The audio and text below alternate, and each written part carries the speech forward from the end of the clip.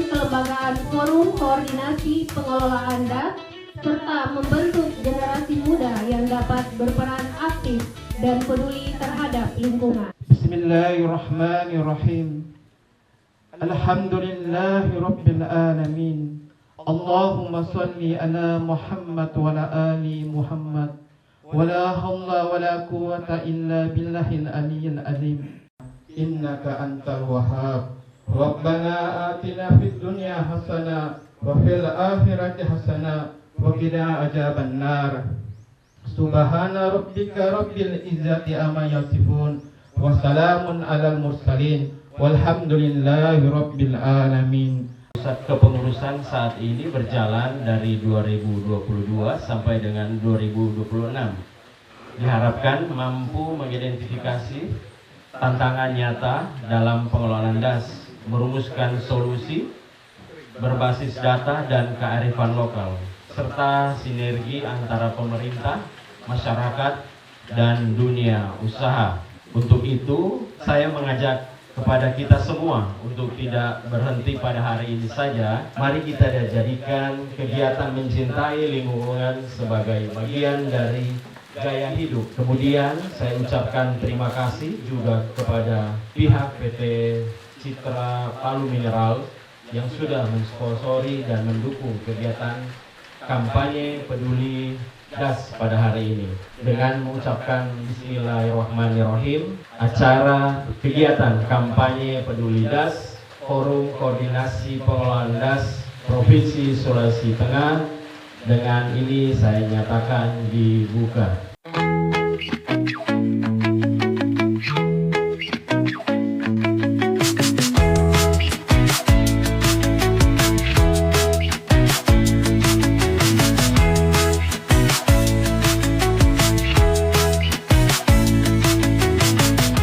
Aksi-aksi nyata. Meskipun apa yang kita lakukan pada hari ini adalah merupakan kegiatan yang sifatnya seremonial, paling tidak yang kita harapkan adalah bagi generasi muda itu menimbulkan atau menumbuhkan kesadaran pentingnya daerah aliran sungai, atau paling tidak menyampaikan apa isu-isu terkait dengan daerah aliran sungai. Nah, dari tindakan yang mungkin bersifat seremonial ini nantinya akan ada inspirasi yang mengarah pada collective action, tindakan kolektif untuk pelestarian daerah aliran sungai.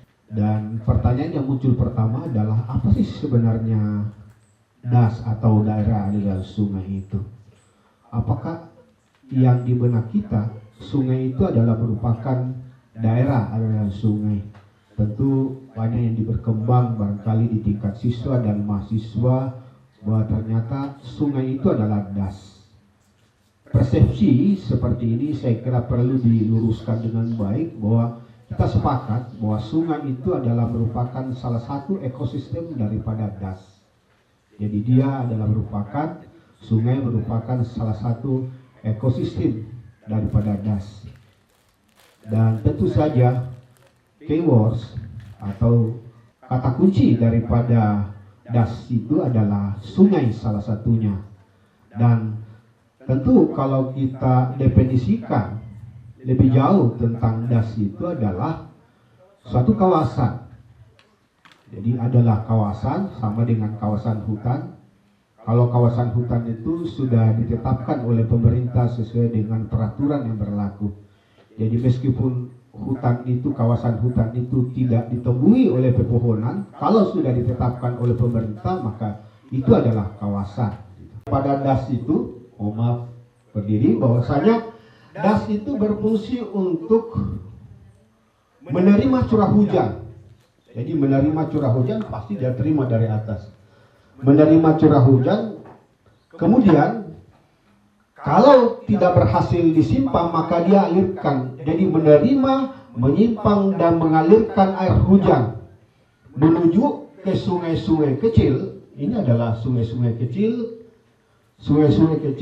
menuju ke sungai utama dan bermuara ke danau atau ke laut. Tidak semua sebenarnya ada danau. Misalnya di Poso ada danau Poso, dia akan bermuara ke danau dulu sebelum menuju ke laut. Kalau sebelumnya misalkan di daerah Huntap, daerah Tondo di belakang Polda itu limpasannya kurang. Kenapa limpasannya kurang? Karena masih ada tumbuhan underground, tumbuhan bawah atau semai yang bisa meminimalisir namanya dengan surface runoff. Sekarang tidak, sudah kurang tumbuhan bawah atau tumbuhan underground. Misalkan di luar itu adalah rumput teki atau Cyperus rotundus yang bisa meminimalisir namanya dengan limpasan permukaan. Apalagi ditunjang dengan kekeringan agak curam sampai curam, cepat sekali air mengalir ke bawah. Bisa dibuktikan, anak-anakku sekalian bisa dari atas, dari bukit atas yang paling tinggi meluncur ke bawah. Kalau lerengnya semakin terjal maka akan semakin cepat sampai ke bawah. Tetapi kalau lerengnya misalkan datar atau landai tidak akan cepat ke bawah. Salah satu yang memicu faktor utama terjadinya surface runoff adalah karena faktor kelerengan. Nah, ini berbahaya. Kuantitas air Ki maksimum dan Ki minimum. Ki maksimum dilambangkan sebagai debit ini, debit di musim penghujan itu merata sepanjang tahun. Di musim kemarau harus mendekati. Kalau misalkan contoh das Poboya atau das Kawatuna ini misalkan 12 meter kubik per detik di musim kemarau, paling tidak di musim penghujan menjadi mendekati 12 meter kubik per tahun. Ada beberapa sungai, misalnya adalah Sungai Bongka. Sungai Bongka tidak mengalir sepanjang tahun karena kemarin kenapa di bagian catchment area bagian hulunya itu telah mengalami yang namanya dengan degradasi. Banyak lahan kritis di sana, rawan akan kebakaran, rawan akan penambahan, dan di sana sudah ada perhabdas yang digunakan oleh PT Pale di sana. Ini ada kewenangan daripada PT Pale untuk merhabdas. Kemudian berikutnya adalah kontinuitas. Jadi berkesinambungan tadi sudah dijelaskan di awal tadi berkaitan dengan kuantitas. Harus berkesinambungan. Tidak boleh misalkan di musim kemarau kering betul airnya, musim penghujan banjir. Kan begitu rata-rata di sungai kita salah satu bagian ekosistem das kering betul. Nah, ini saya kira pekerjaan kita bagi kita semua, bahwasanya hampir rata-rata di semua sungai, misalnya di Sulawesi ini sebagai bagian dari ekosistem das mengalami banjir di musim penghujan dan kering di musim kemarau. Salah satunya adalah Sungai Tawaili di sana. Mengalir tapi kualitasnya kurang bagus. Sedimennya tinggi. Misalnya kita lihat warna airnya itu keruh sekali, penuh dengan sedimentasi. Ini salah satu pekerjaan kita sebagai mahasiswa harus peduli das. Artinya apa? Ada beberapa hal alternatif yang perlu dilakukan dalam kaitannya dengan persoalan atau problem daripada das tadi. Apa yang perlu dilakukan adalah salah satunya hari ini adalah kampanye. Kita perlu mengedukasi daripada masyarakat agar dapat menghindari daripada bahaya bencana hidrometeorologi, misalnya banjir, kemudian longsor, erosi. Apa yang perlu dilakukan mengedukasi masyarakat agar melakukan sistem pertanian konservasi. Ini harus terus kita kampanyekan, dan kita salah satu yang perlu kita lakukan sebagai seorang mahasiswa adalah bagaimana kita bisa menanam, menghijaukan, mereboisasi dan seterusnya. Tentu saja penting kiranya agar misalkan kelestarian daripada fungsi kualitas tadi, fungsi kuantitas dan kontinuitas itu berjalan dengan baik. Cara tentang das, kita seperti berada di perahu yang sama. Artinya apa? Tindakan 1-2 orang, apalagi masif, itu akan mengancam kita semua. Nah, sehingga perlu ada kesadaran bersama, karena dampaknya kita semua. Saya mencatat ada 7 poin penting tersirat apa yang disampaikan oleh Prof. Nahar, berbagi kejadian-kejadian bencana dan lain sebagainya. Yang pertama, saya melihat bahwa sulit untuk mencapai kesepakatan bersama untuk pelestarian sungai atau pelestarian das. Ini menjadi catatan kita. Yang kedua, pemahaman yang baik belum tentu dapat menggerakkan tindakan yang nyata secara bersama. Mungkin semua kita paham, tetapi bagaimana mewujudkan tindakan kolektif itu? Nah, ini harapannya apa yang ada dilakukan hari ini paling tidak memberikan pemahaman bersama, kesadaran bersama. Tapi kesadaran bersama belum tentu bisa mewujudkan tindakan bersama. Dan materi kita akan dilanjutkan oleh Pak Sarlip, beliau dari NGO, tapi punya tanggung jawab.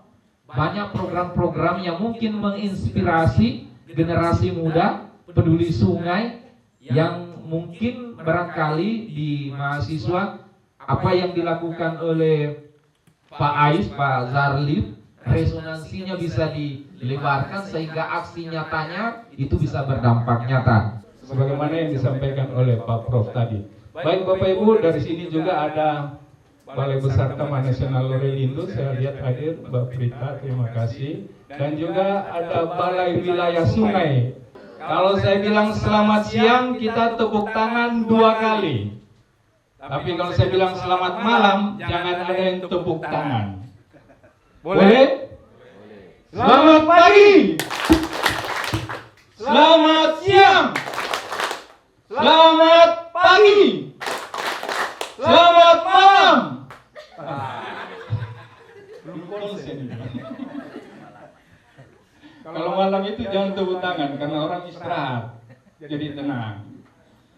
Selamat pagi, sengaja tepuk tangan supaya peredaran darah kita lancar. Selamat siang juga begitu. Dan biasa temui di desa, di lapangan atau di mana tempat tinggal kita, itu sungai itu kita jadikan tempat untuk mencari ikan, betul? Tempat mencari udang. Bahkan kadang-kadang untuk mendapatkan ikan yang lebih banyak kita gunakan strom, kita gunakan potas, kita gunakan racun dan lain sebagainya. Dan itu tentunya bukan hal-hal yang tepat bagi kita untuk menjaga lingkungan sungai. Kemudian sungai juga itu biasa dijadikan tempat untuk mengembangbiakan ikan, terutama dialirkan ke kolam-kolam maupun ke tambak. Kemudian kita lihat juga bahwa sungai itu menjadi tempat untuk penambang batu kali. Adakah tempat kita mencari batu selain di sungai? Mungkin ada ya, di gunung-gunung atau, tapi hampir sebagian besar batu, pasir itu kita dapatkan dari sungai. Betul? Betul. Nah, kemudian sungai juga sekarang tren untuk menjadi tempat mendapatkan emas, ya, dan juga menjadi penambang mineral bumi lainnya seperti timah dan sebagainya. Karena itu penting untuk kita menjaga agar sungai tidak salah arah. Ketika hujan tadi yang turun di das itu bisa tetap mengalir sebagaimana yang telah ditentukan oleh Yang Maha Kuasa. Kalau kita bayangkan sungai, coba kita bayangkan tubuh kita, yang mana tubuh kita ini punya urat-urat. Urat itu merupakan aliran-aliran darah yang harus terus mengalir agar siklus hidup kita ini bisa terus berlanjut. Nah, ini penting karena sekarang orang tua termasuk kita sudah bingung bagaimana cara mengurangi jam anak-anak berinteraksi dengan HP. Karena itu yang pegang HP tidak apa-apa, bukan yang di sini, maksudnya anak-anak di desa gitu. Orang tua biasanya kalau di desa itu bingung, aduh anak saya ini dari bangun pagi sampai mau tidur semuanya HP. Nah, bagaimana dengan adanya sungai, mereka bisa bermain dan berinteraksi dengan lingkungannya. Oke, kawan-kawan untuk mahasiswa dan kawan-kawan NGO praktisi. Nah, mengapa kita perlu adanya KPS atau kelompok peduli sungai? Ini mengingat tadi begitu banyaknya manfaat dari sungai, sehingga kita penting untuk membangun komunitas-komunitas peduli sungai yang ada di area tempat tinggal kita, utamanya kawan-kawan mahasiswa pramuka. Dan juga kita penting untuk menjadi pelopor gerakan-gerakan menjaga kelestarian lingkungan. Dan Bapak Ibu, ini penting untuk sama-sama kita pahami, kawan-kawan mahasiswa dan kawan-kawan pegiat, bahwa sangat bermanfaat untuk kita menjadi pelopor dalam gerakan menjaga kelestarian lingkungan sungai, agar aliran sungai itu tetap mengalir dengan baik menuju ke area pertanian. Itu. Nah, kenapa ini penting? Karena kita dapat informasi yang tentunya kita sama-sama sudah ketahui, ke depan kondisi perubahan iklim akan menyebabkan terjadinya pengurangan air di permukaan. Nah, bisa kita lihat di lapangan, bisa kita lihat di tempat tinggal kita, apakah air di permukaan sungai itu makin bagus dari tahun ke tahun atau makin berkurang, bahkan kualitasnya pun makin menurun dari tahun ke tahun. Ya, ketangguhan, strategi, dan di situ dilatih. Nah, bagaimana kalau sudah anak-anak main HP, ya, kira-kira seperti itu. Selanjutnya, mungkin sudah ada pemateri yang best practice apa yang sudah dilakukan. Dan untuk melengkapi itu, ini Ibu Dr. Umu Kalsum dari Dinas Lingkungan Hidup, setidaknya mungkin ada informasi terkait dengan kebijakan dan program-program pelestarian DAS sehingga bisa saling melengkapi. Adalah pemantauan kualitas air.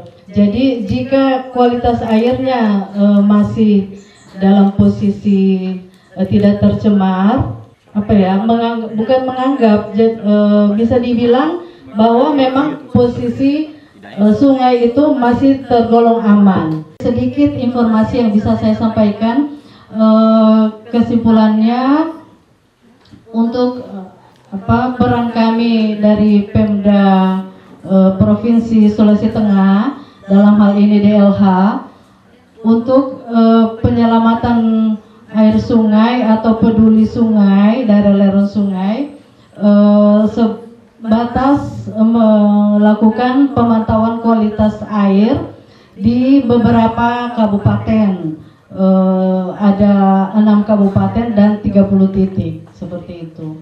Program dan aksi-aksi yang dilakukan oleh Dinas Lingkungan Hidup, ya. Namun juga disampaikan tadi beberapa kendala dan keterbatasannya. Ini menyadarkan kita bahwa pelestarian DAS itu bukan hanya menjadi tanggung jawab pemerintah. Tidak bisa kalau hanya pemerintah. Nah, oleh karena itu tadi ditawarkan pendekatannya adalah melalui kolaborasi, apalagi yang bersama. Itu rata-rata jadinya menuju pada kerusakan, ya.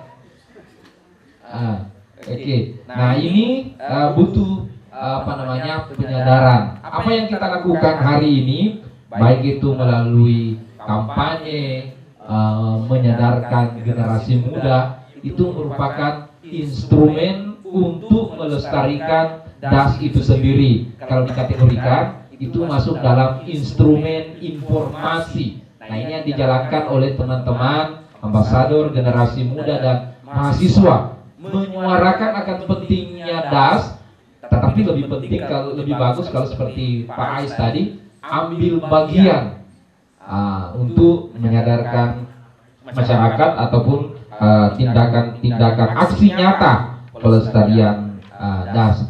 Mungkin dari ketiga pemateri yang saya hormati, yang saya amati dari tadi, kita selalu diajak untuk menjaga kelestarian DAS, yaitu daerah aliran sungai, khususnya Palu Poso. Dan dengan menjaga kelestarian tersebut, kita diajak untuk terus menanam dan menanam. Jadi pertanyaan saya, jikalau selesai kita melakukan kegiatan penanaman, bagaimana peran masyarakat sekitar dalam menjaga kelestarian pohon yang ditanam tersebut? Dan apakah ada langkah-langkah kecil yang dapat dilakukan selain kegiatan penanaman dalam menjaga kelestarian das atau daerah aliran sungai. Di perwakilan Green Ambassador, jadi saya izin bertanya kepada ketiga pemateri. Kan sebelumnya sudah dijelaskan bagaimana tantangan masyarakat dalam menjaga daerah sungai, dan juga sudah dijelaskan sebelumnya tentang pencemaran daerah sungai terutama di bagian Kota Palu. Nah, selain dari aksi kampanye, apakah ada cara lain untuk menjaga daerah aliran sungai itu sendiri? Karena sesuai yang kita tahu, daerah aliran sungai itu menjadi sumber utama bagi kehidupan masyarakat, terutama di bagian pedesaan dan di bagian pedalaman. Kepada saya, sebelum saya masuk pada pertanyaan saya, kemarin itu kami juga bersama Prof. Naharudin ada kegiatan juga di Desa Balongga. Nah, di Desa Balongga itu kami melakukan sosialisasi juga terkait bagaimana das ini bisa dilestarikan. Sebagaimana yang kita tahu bahwasanya pada tahun 2023 kemarin di Desa Balongga itu terjadi banjir bandang. Nah, dari hasil sosialisasi kami kemarin, masyarakat di sana itu sempat menanyakan kepada Prof. Nahar terkait bagaimana sih strategi pengelolaan daerah aliran sungai itu untuk tetap berkelanjutan. Nah, jadi masyarakat di sana itu menanyakan bagaimana sih cara agar setelah penanaman pohon di sekitaran daerah aliran sungai itu bisa terus berkelanjutan. Nah, mungkin pertanyaan saya berkesinambungan dari pertanyaan pertama sama pertanyaan kedua tadi. Saya mau bertanya, apakah ada strategi kampanye peduli das ini untuk tetap berkelanjutan ke depannya? Terima kasih. Mungkin langsung saja pada pertanyaannya untuk pengabdian waktu. Saya ingin bertanya kepada wakil dekan bidang kemahasiswaan saya sendiri sekaligus ketua umum Perumdas Sulawesi Tengah, mengutip apa yang disampaikan Prof tadi, yaitu tujuan DAS yaitu meningkatkan laju infiltrasi dan mengurangi survei on road. Yang menjadi pertanyaan yang menjadi soal hari ini, seperti kita lihat di atas, yaitu support by dari kegiatan yaitu PT Citra Palu Mineral. Apakah PT Citra Palu Mineral memiliki upaya untuk pelestarian das itu sendiri? Kemudian seperti yang kita ketahui bersama, tambang yang kemudian dalam pengelolaan memastikan menggunakan kadar merkuri. Dalam penggunaan kadar merkuri ini sudah dipastikan tidak mencemari Sungai Poboya, yang sampai seperti kita bersama, kadar merkuri itu adalah jika berlebihan akan menimbulkan penyakit. Pertanyaan yang tentang KPS atau kelompok peduli sungai. Langsung saja pertanyaan saya, bagaimana caranya membentuk KPS pada desa-desa yang SDM-nya kurang peduli dengan daerah aliran sungai atau DAS? Pertanyaan saya Bapak, setelah banyaknya aksi kampanye, sosialisasi, aksi penanaman oleh generasi muda dan masyarakat, apakah pemerintah itu sendiri sudah menetapkan sebuah regulasi formal yang bisa mendukung segala aksi nyata generasi muda? Jika iya, maka apa regulasinya? Karena setahu saya banyak sekali regulasi yang ditetapkan dan disahkan oleh pemerintah, namun pelaksanaannya itu sendiri masih terasa longgar, yang dibuktikan dengan data BPS bahwa laju deforestasi kian tahun makin meningkat. Terima kasih. Lakukan edukasi baik terhadap mahasiswa, kemudian juga mengingatkan kepada bapak-bapak dan ibu-ibu yang hadir agar kita selalu peduli terhadap DAS. Aksi yang tidak pro terhadap DAS yang dilakukan oleh para pihak atau masyarakat yang ada di hulu DAS. Oleh karena itu eksploitasi, kemudian perambahan kawasan, legal logging, kemudian okupasi lahan, dan tentunya tambang di wilayah hulu itu akan mengakibatkan dampak di wilayah hilir. Dan tentu saja apa aksi nyata yang perlu kita lakukan dalam sekaitan dengan peduli DAS ini? Tentu yang paling penting itu adalah sebagai generasi muda sebenarnya terus kita mengkampanyekan tentang aksi-aksi nyata dalam hal kaitannya dengan peduli DAS. Misalnya ada kegiatan reboisasi, green and clean dan seterusnya, maka perlu kita posting di media sosial. Apakah itu melalui IG, kemudian juga FB, kemudian di Twitter dan seterusnya. Ini adalah aksi-aksi yang perlu dilakukan oleh generasi muda untuk terus bisa mengkampanyekan dan terus juga memberikan contoh nyata tentang aksi-aksi di masyarakat. Dan kemudian pertanyaan yang muncul adalah bagaimana sebenarnya bisa kita terus edukasi masyarakat di sekitar kawasan misalkan sempadan sungai dalam hal kaitannya dengan peduli, bahwa penting kiranya kita ketahui dalam hal kaitannya keberhasilan daripada pengelolaan DAS itu harus ditunjang oleh 5 unsur atau elemen penting atau kita sebut sebagai pentahelix gitu. Apa itu pentahelix? Saya kira adik-adik mahasiswa sudah ketahui saya bersama bahwa kegiatan dalam konsep pengelolaan DAS itu harus melibatkan unsur pentahelix. Yang pertama itu adalah pemerintah. Misalkan di logo ini ada pemerintah di situ, melalui logo Kementerian Kehutanan dan ada UPT-nya di Sulawesi Tengah itu UPT Balai Pengelolaan DAS Palu Poso. Ini penting. Adanya forum DAS ini karena memang didukung dan disupport langsung oleh Kementerian Kehutanan melalui BPDAS Palu Poso. Ini adalah kerjasama, saya kira. Jadi kata kuncinya di situ adalah perlu pelibatan daripada pemerintah dalam menggelontorkan apakah itu misalkan kebijakan dan program dan dilaksanakan misalkan oleh forum DAS dalam hal ini. Yang kedua adalah unsur dunia usaha. Hadirnya logo CPM di sini itu adalah salah satu bukti bahwa Palu Citra Mineral itu punya kepedulian dalam hal kaitannya dengan pengelolaan DAS. Kalau misalkan Palu Citra Mineral tidak mensupporting daripada kegiatan ini, maka dia tidak peduli. Nah, ini kita bisa lihat bahwasanya kepedulian dari Palu Citra Mineral itu sangat peduli terhadap DAS. Dan saya kira di Palu Citra Mineral tentu ada instrumen daripada pengelolaan lingkungan. Mungkin ada barangkali dokumennya di DLH, kaitannya dengan AMDAL, tentu ada ya Bu ya. RPPLH, Rencana Perlindungan dan Pengelolaan Lingkungan Hidup, ada itu. Jadi setiap tahapan yang dilakukan oleh CPN sambil menjawab tadi Nabil itu ada di situ upaya kelolanya, mulai dari prakonstruksi, konstruksi sampai pasca konstruksi. Jadi kalau misalkan membuang limbah merkuri, kadar merkuri, itu harus ada upaya kelolanya seperti apa supaya tidak mencemari tanah, tidak mencemari air.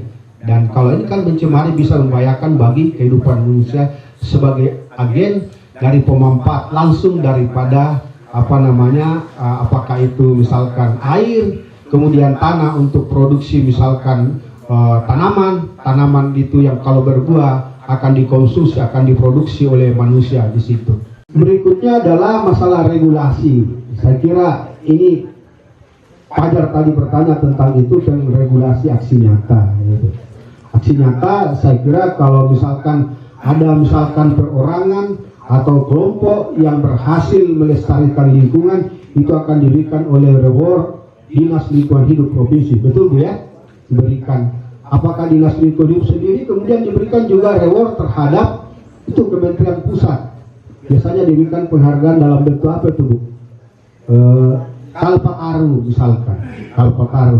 Ingat pada beberapa tahun lalu ada salah seorang yang mencoba membudidayakan Diospirus celebica Bat di Kabupaten Parigi Motong, dan itu diberikan gerai kapal karung. Atau ada salah satu yang bisa melestarikan sumber mata air di sini, daerah catchment area, dia melindungi catchment area itu 50 meter kiri kanan itu dijaga dengan baik, dan stabilitas daripada debitnya itu kualitas, kuantitas, dan kuantitasnya merata sepanjang tahun, maka itu patut diberikan reward. Ibu, pengalaman yang kita temukan di lapangan sebelum-sebelumnya, kami banyak memberikan bibit, tetapi kita tidak menyiapkan atau tidak menyiapkan mereka untuk menyiapkan lahan dan lubang tanam. Sehingga banyak bibit yang kita temukan itu tumbuh dan mati di samping rumah dan di belakang rumah. Itu. Nah, jadi penting, saya sekarang beraktivitas di Marawala Barat, itu ada giat yang saat ini kami kembangkan, yaitu pola agroforestry. Jadi pola agroforestry kita akan kembangkan asal masyarakat menyiapkan lahan dan lubang tanam. Gitu. Setelah itu baru kita pastikan. Tentunya yang mereka harapkan adalah tanaman-tanaman yang punya nilai ekonomi. Nah, jadi saya kira peran masyarakat memang penting untuk sama-sama kita siapkan. Mungkin ada berkaitan dengan yang lain, termasuk kawan mahasiswi juga menanyakan terkait dengan aktivitas yang pernah dilaksanakan di Balongga. Tadi kawan Aldi menanyakan selain aksi kampanye, adakah aksi lain, gitu ya? Dan mungkin beberapa kawan yang bertanya terkait dengan aksi kampanye. Bapak Ibu, kawan-kawan, kawan-kawan, aksi kampanye ini penting. Kenapa? Kenapa penting? Agar orang tahu dan orang memahami. Bapak Ibu atau kawan-kawan, kampanye ini sama dengan iklan, atau ada salah satu jenis makanan, ya, jenis makanan yang saat ini lagi kawan-kawan rasa enak di Palu. Itu kawan-kawan tahu enak dari hasil iklan, betul? Dari hasil kampanye, dari hasil kekuatan media sosial yang Bapak Ibu pegang, dari kawan-kawan pegang. Sehingga kampanye itu penting untuk kita lakukan secara terus-menerus. Jadi untuk saat ini tidak ada kekuatan lain yang bisa menyampaikan ini secara menyebar luas atau secara menyeluruh secara cepat selain kampanye. Karena itu dibutuhkan agen-agen perubahan seperti kawan-kawan dari pramuka, mahasiswa, ambasador-ambasador untuk terus mengkampanyekan pentingnya kita menjaga daerah aliran sungai dan pentingnya kita menjaga kelestarian sungai. Karena salah kelola itu akan menyebabkan kemusnahan bagi kita semua. Nah, jadi selain kegiatan-kegiatan kampanye, itu baru ada kegiatan aksinya, gitu. Jadi kampanye-kampanye itu merupakan kegiatan promosi, merupakan kegiatan untuk membuat orang tertarik dan membuat orang untuk meyakinkan dirinya bahwa kegiatan aksi yang kita lakukan itu adalah benar adanya. Baik, paling tidak ada terus cikal bakal kalau caranya menanam. Nah, ini juga harus ada tumbuh terus bibit-bibit generasi muda yang menginspirasi masyarakat. Selain mengkampanyekan itu dengan memanfaatkan media sosial yang betul-betul sangat masif sekarang ini, kita melihat lagi bahwa mungkin kalau bagian pesisir atau pedalaman itu kita tidak bisa jangkau dengan medsos. Itu saya yakin yang paling efektif kita lakukan adalah dengan bersentuhan langsung atau berinteraksi langsung seperti yang sudah kita lakukan, dan itu berjalan baik tadi dari Yayasan Jambata. Mungkin saya bisa bertukar pengalaman sedikit terkait bersentuhan langsung dengan masyarakat ini tadi, bahwa pendampingan kita itu lebih terasa penerapannya ke masyarakat. Itu tantangan kita sekarang terhadap menjaga sungai. Beberapa minggu lalu, Pak, saya melakukan kegiatan operasi di Sungai Pumbewe. Di Sungai Pumbewe itu juga sudah marak tenggelamkan emas. Jadi saya puji Tuhan, saya sudah amankan dan kami sudah berikan penyuluhan-penyuluhan mereka sudah berhenti. Tetap kami monitor karena manakala nanti mereka ini sudah membesar dan ada hasil yang mungkin wah begitu, ini akan ngomong ke sana kemari dan akan sulit kita antisipasi kalau sudah besar. Sebenarnya dari kecil harus kita antisipasi mereka. Yang berikut mungkin ini saran masukan saya ke kita forum DAS. Kebetulan saya rasa yang hadir di sini ini hampir mayoritas berada di Kota Palu. Berada di Kota Palu, kita berbicara DAS, berbicara sungai. Kita mungkin coba peduli ke wilayah kita saja dulu, skala kecil dulu. Di sekitaran Palu bagian timur, itulah dasnya kita ini, dan itulah sebenarnya urat nadinya. Kita lihatlah nanti, saya bisa jelaskan Pak, karena saya sudah jalani semua ini, dan kalau memang nanti salah satu kampanye kita nanti mungkin melalui Pak Nahar, Pak Ketua, bagaimana antisipasi kita. Di Tahura itu kan, wilayah Tahura itu 4 kelurahan 3 desa. 4 kelurahan 3 desa. 3 desa ini di Sigi, di kelurahannya mulai kelurahan Kawatuna, Paboya, Tondo dengan Layana. Hampir setiap kelurahan dan setiap desa ini ada sungainya. Kalau ini ada dari DBS. Kita lihat fakta di lapangan ini Pak. Jadi supaya mungkin kita lihat apa yang kita cerita itu memang itu faktanya di lapangan. Dari BWS di Batu Tela itu ada embung dibuat di sana, ada merek BWS, tidak ada lagi airnya Pak, tidak ada lagi airnya, tidak dipakai lagi. Ini anggaran pemerintah yang luar biasa. Ada sungai tapi tidak ada air, ada sungai tidak ada air. Yang bangunan BWS di sini di wilayah saya embungnya masih ada. Tetapi embung itu bukan embung menampung air, embung menampung material. Karena airnya yang lewat itu juga masuk ke pipa.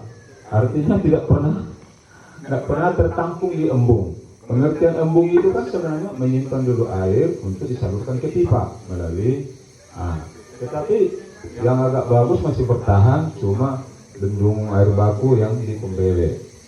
Nah ini harus kita konsen di sini dulu.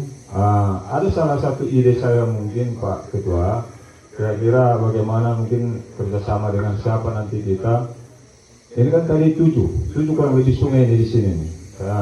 7 kurang lebih sungai yang ada ke wilayah Palu ini semua ini. Ini nanti kita buatlah seperti gambar yang Bapak buat tadi. Kita buat gambar seperti Bapak buat tadi. Berarti kurang lebih 7 lah. 7 kita buat pelangnya nanti di pinggir jalan sungai itu, sehingga informasi catchment area sungai masing-masing sungai itu ada satu informasi bentuk pelangka. Nanti mungkin kita cari pendanaan, kita hitung luasan catchment area sungai Batu Tela ini sampai ke atas begini, kira-kira begitulah. Mungkin itu sosialisasi atau kampanye pertama mungkin yang kita akan lakukan. Kebetulan di wilayah Tahura itu banyak objek wisata untuk pecinta pendaki gunung. Alhamdulillah kegiatannya juga dibikin di jalan untuk masuk ke Bulu Masomba. Di belakangnya kita ini Bulu Masomba, dan tempat-tempat tersebut saya lihat di postingan-postingan itu rata-rata pada alang-alang. Pas juga momennya menurut saya ini untuk pelestarian atau peningkatan kawasan DAS daerah sungai. Jadi mungkin di sini saya hanya memberi masukan, seyogyanya bisa untuk dipublikasi juga di media sosial. Setiap anak-anak pecinta pendaki gunung, bukan pencinta alam karena pencinta alam dia punya keputusan sendiri. Kalau pencinta pendaki gunung itu tiba masuk tiba akal namanya, karena dia panggil ketemu teman-teman, ayo kita naik ke sana. Jadi mungkin saran saya dimunculkan di media sosial untuk anak-anak pecinta pendaki gunung ini. Setiap mendaki gunung bawalah pohon atau tanaman satu orang satu, bisa dimunculkan di media sosial. Jadi mungkin tanamannya bisa dihubungi di BPRAS atau di, kalau tidak kehutanan sementara bibit kosong, jadi jangan dulu ke dinas karena lagi kosong bibitnya.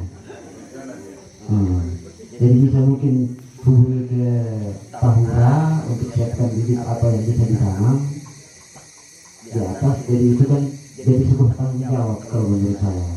Satu orang, satu pohon, lebih satu pohon, itu pun menjadi bagus. Kemudian kita merujuk kepada 37 tahun 2012, yaitu tentang pengelolaan aliran daerah sungai. Jadi kita di kehutanan ini seperti sudah dijelaskan oleh pemateri semua tadi, bahwa masing-masing mempunyai tupoksi di dalam SK, dan di sini yang bergerak di bagian daerah atau kita singkat saja supaya kita lebih memahami bahwa kehutanannya itu bergerak di catchment areanya yang mungkin pada saat ini kita perbincangkan. Pak Nahar tadi atau Pak Ketua sudah sampaikan panjang lebar itu. Kemudian kalau kita masuk di dalam badan sungai itu ada dari BWS. Nah itu ada undang-undangnya tersendiri nomor 7 Pak ya, 17 ya. Nah itu apa perannya kita di dalam sungai itu. Nah itu jadi mungkin adik-adik ini saya hanya untuk garis besarnya. Jadi badan sungainya ada yang bergerak sendiri. Kemudian dari sungai dibagi lagi, nanti yang berperan di situ lagi ada dari pertanian yang membagi, tapi airnya tadi diteliti oleh DLH itu Rilke. Jadi terus mungkin dari ada pertanyaan tadi dari adik-adik bahwa regulasinya gimana kalau kita penanaman. Regulasinya kita lihat dulu, kalau dia di dalam kawasan sudah jelas regulasi. Tapi kalau dia di luar kawasan, misalnya di APL atau di tanah milik, sudah jelas juga regulasi. Apa yang Anda tanam? Pengelolaan sumber daya air berdasarkan wilayah sungai ya. Jadi ada 2 wilayah sungai untuk kewenangannya, yaitu untuk Palu Larian dan Parigi Poso. Jadi berkaitan dengan tugas tersebut, tugas dan fungsi adalah tentang daya rusak air Pak ya, kegiatan masalah bencana Pak ya, berkaitan dengan apa namanya alih fungsi lahan apa semua. Jadi tugasnya kita yang antaranya itu untuk daya rusak itu adalah membangun bangunan kayak Sabo begitu Pak, untuk apa pengendalian daya rusak itu. Setelah kami amati, jadi pas kita membangun itu, jadi masih terjadi itu Pak, kayak alih fungsi lahan di daerah bangunan yang kita bangun, kayak di Tufa. Jadi bangunan-bangunan yang kita bangun untuk pengendalian daya rusak itu ternyata masih ada juga terjadi alih fungsi Pak. Satu topik besar tentang kampanye peduli das. Pertanyaan pertama sebenarnya harus kita pahami, mengapa kita harus peduli dengan das? Untuk apa? Prof. Nahar sudah menjelaskan, Ibu Umu sudah menjelaskan, Pak Ais sudah menjelaskan. Tapi ada yang lebih esensi dari itu, bahwa ketika kita tidak peduli das, tunggu bencana pasti datang cepat atau lambat. Kenapa? Karena das menyediakan apa yang kita butuhkan dalam kehidupan, baik itu sifatnya langsung seperti air, makanan, maupun yang sifatnya tidak langsung seperti kenyamanan lingkungan hidup. Nah, apa indikatornya bahwa das itu masih bagus atau tidak? Paling sederhana apa yang ditunjukkan tadi oleh Pak Ais. Kalau sungainya sudah keruh airnya ketika hujan, Kalau sungainya sudah kering ketika musim kemarau, tidak usah perlu diperiksa dasnya, sudah pasti tidak sehat lagi. Kenapa tidak sehat? Karena hutannya yang dimiliki Pak Kehutanan tadi sudah tidak lagi ada di situ. Kenapa? Karena air yang dikelola oleh BWS sudah kurang lagi, terutama untuk kepentingan sektor-sektor produksi. Nah, sesudah itu barulah kita berkomitmen. Hari ini kita akan melakukan penanaman dan berjanjilah untuk semua agar apa yang ditanam ini dirawat hingga tumbuh normal. Saudara pajar bahwa ketika sudah ditanam kita apakan, maka itu kita selesaikan. Hal yang lebih penting lagi, Pak Sitorus tadi sudah menyampaikan regulasi dengan Pak Onal, tapi ada satu yang lebih penting. Jangan melupakan kearifan lokal yang ada di sekitar kita. Bisa jadi kekuatan itu lebih besar dibanding kekuatan hukum formal. Saya kira itulah sedikit gambaran mengapa kita harus peduli sungai. Setelah kita peduli sungai, apa yang kita harap? Tentu kita berharap lingkungan kita memberikan kenyamanan, memberikan keamanan, udara menjadi bersih. Kalau hujan tidak perlu khawatir bahwa akan terjadi banjir. Kalau tidak ada hujan tidak perlu khawatir bahwa sungai kita kering. Karenanya pedulilah dengan sungai supaya kehidupan di sungai itu bisa terjaga, yang bisa memberikan juga manfaat bagi kita semua. Halo guys, jadi kita akan melakukan penanaman di area Adila Garden. Kami sebagai Green Ambassador akan mengikuti penanaman di sini. Ya, Assalamualaikum warahmatullahi wabarakatuh. Selamat siang.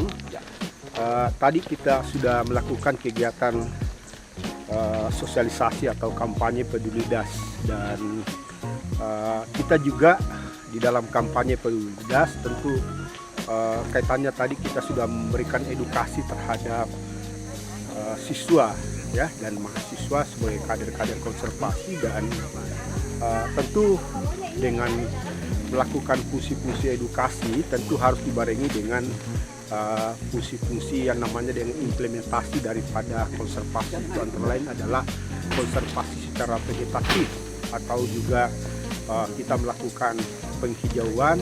Tentu saja fokus penghijauan kita utamanya adalah pada bantaran atau daerah sempadan sungai yang perlu dikelola dengan baik vegetasinya sebagai parameter penting dalam mengendalikan erosi tebing di pinggiran sungai.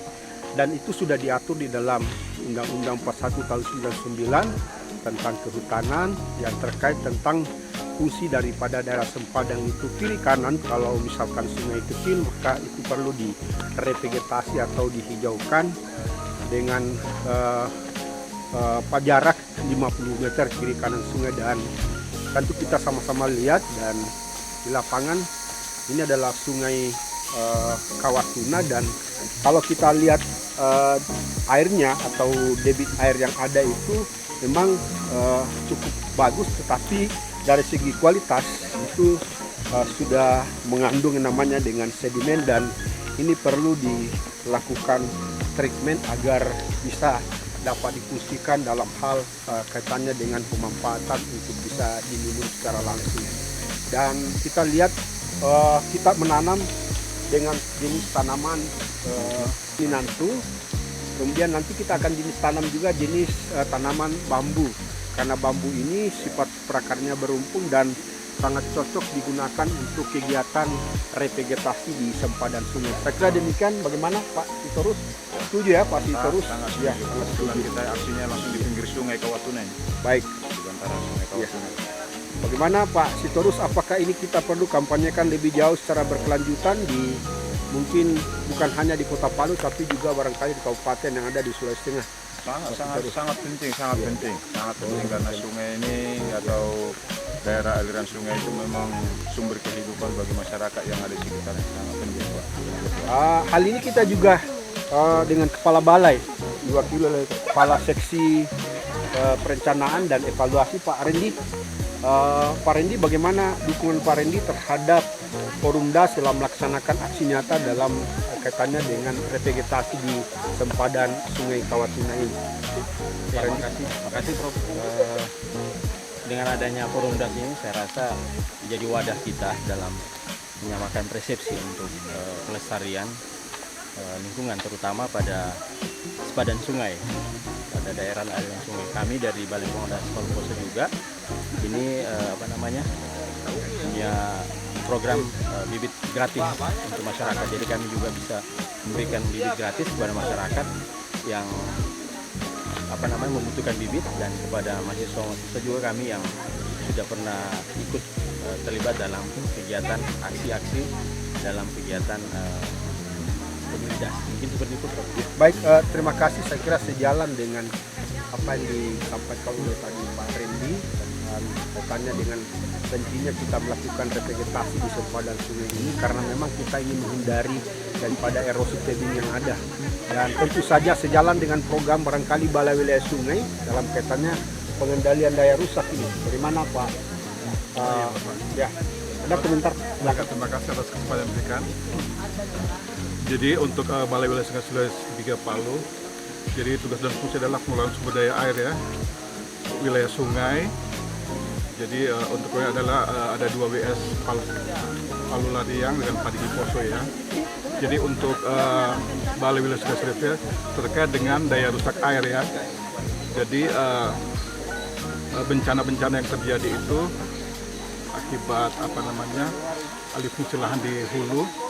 Jadi kita ditugaskan untuk salah satunya adalah membangun sebuah dam, bangunan pengendali banjir ya, yang fungsinya untuk menahan aliran debris yang terjadi di hulu sungai. Kemudian perbaikan perkuatan tebing di daerah-daerah yang akibat gurusan-gurusan daya rusak air. Demikian Bapak. Baik, terima kasih. Saat ini juga kita kedatangan tamu nih dari Dinas Kehutanan Provinsi Sulawesi Tengah, Pak Ronald selaku Seksi Pedas RHL. Bagaimana Bapak memandang terhadap forum yang kita bersamai selama kurang lebih 3-4 tahun ini dalam kaitannya dengan kampanye peduli gas? Apakah ini sejalan program-program di bidangnya Bapak, Pedas RHL? Ya, terima kasih. Ini forum yang sangat bagus untuk kita mengedukasikan apa yang kita dapat, dan kita selalu membahas tentang isu-isu strategis di sini untuk kita bawa ke, misalnya karena seperti disampaikan di undang-undang kerjasama dengan BWS, bahwa kita membawa isu-isu strategis dari forum-forum ini untuk dibawa ke sana untuk bisa diselesaikan bersama supaya koordinasinya lebih bagus kira-kira. Dan memang ini forum yang sangat mendukung untuk kita edukasikan sampai hayat kita. Terima kasih. Baik, terima kasih, dan ini adalah bukti nyata kolaborasi. Terima kasih sekali lagi kepada Kementerian Kehutanan, dalam hal ini BPDAS Palu Poso, kemudian juga dari UPT Tahura, dan ini sangat mendukung juga dari Balai Wilayah Sungai, dan ini juga saya kira perlu kita sinergikan ke depan, dan terkhusus kepada Dinas Kehutanan Provinsi Sulawesi Tengah. Mudah-mudahan apa yang kita lakukan ini dapat memberikan manfaat. Kemudian juga dengan slogan kita adalah DAS Sehat, Masyarakat Sejahtera. Saya kira demikian, terima kasih. Wabillahi taufiq wal hidayah. Assalamualaikum warahmatullahi wabarakatuh.